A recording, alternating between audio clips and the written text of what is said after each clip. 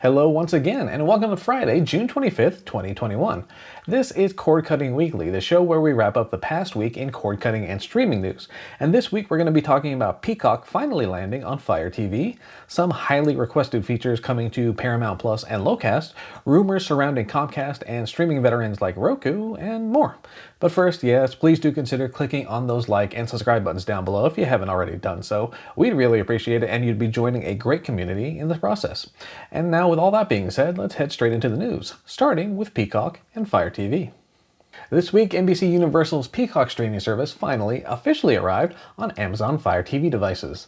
The move comes just under a year after the service first launched. At the time, we noted that two of the biggest missing pieces during Peacock's 2020 launch were the absence of Roku and Fire TV among the service's supported platforms. A deal with Roku finally brought the service to that platform back in September of 2020, and here in June of 2021, Fire TV support has officially arrived.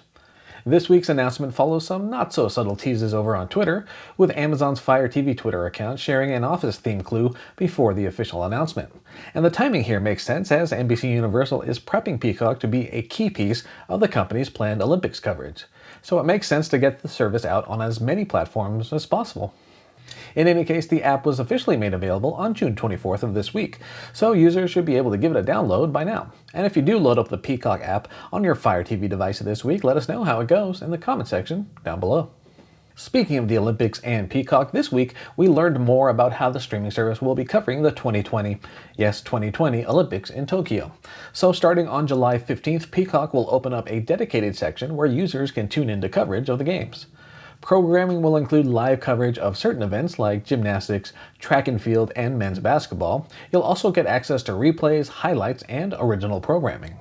There will also be a number of channels available as well, each focusing on a different aspect of Olympics coverage. There's the Meet the Olympians channel, for example, which will feature profiles and documentaries about current and former athletes. There's even a channel dedicated to a live stream of the Olympic flame, and as someone who has streamed countless hours of a fireplace during the holidays, I get that. In any case, much of Peacock's Olympic coverage will be available for free. However, live coverage of USA men's basketball will be limited to Peacock Premium subscribers. And you can catch more details in our post link down below in the video description. In Paramount Plus news, the revamped streaming service is adding some much requested new functionality. Users can now flag specific titles with a bookmark, which adds those favorites to a new section called My List.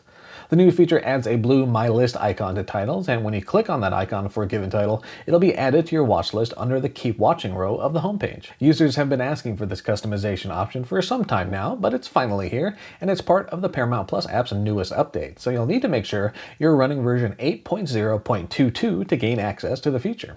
And if you do start leveraging the new My List capability, let us know what you think of the experience so far in the comment section down below. And speaking of new customization features, Locast has also announced some long-awaited and highly requested new options. Users of the nonprofit local channel streaming service can now create profiles, set their favorite channels, and enable closed captioning.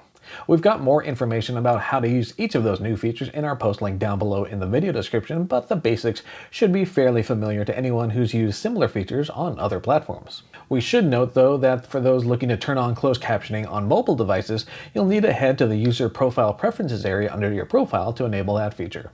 And of course, for all you Locast users out there, if you give any of these new features a shot, let us know how it goes for you.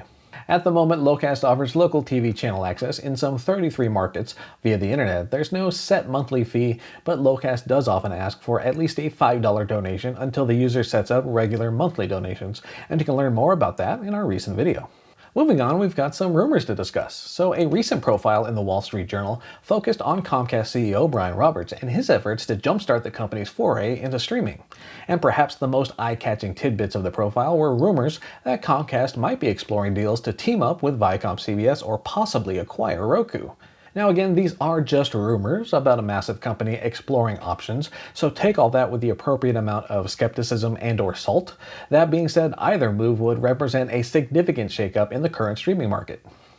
A deal with ViacomCBS could mean anything from sharing content between Peacock and Paramount Plus, or something more dramatic. Meanwhile, acquiring Roku would obviously have an impact on the streaming hardware side of things, not to mention Roku's growing interest in original content and programming.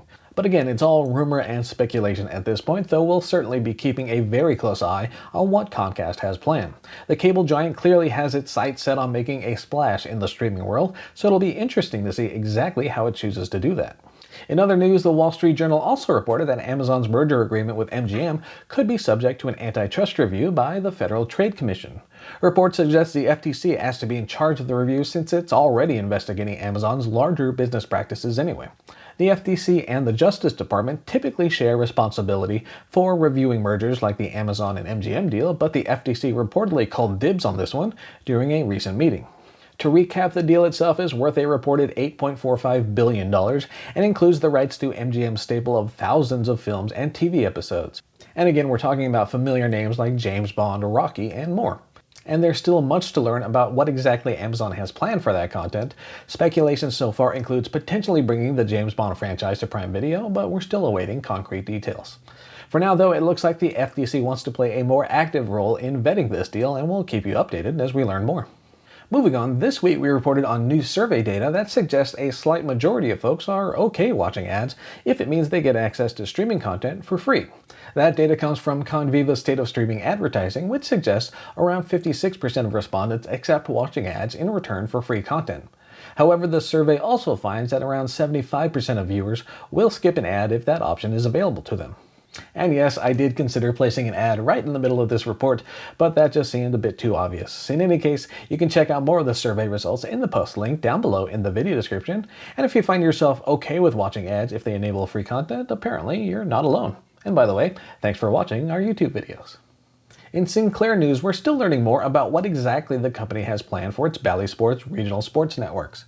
The current plans apparently include a direct-to-consumer approach arriving before mid-2022, but the exact framework is still unclear. And apparently, cable distributors are also searching for details.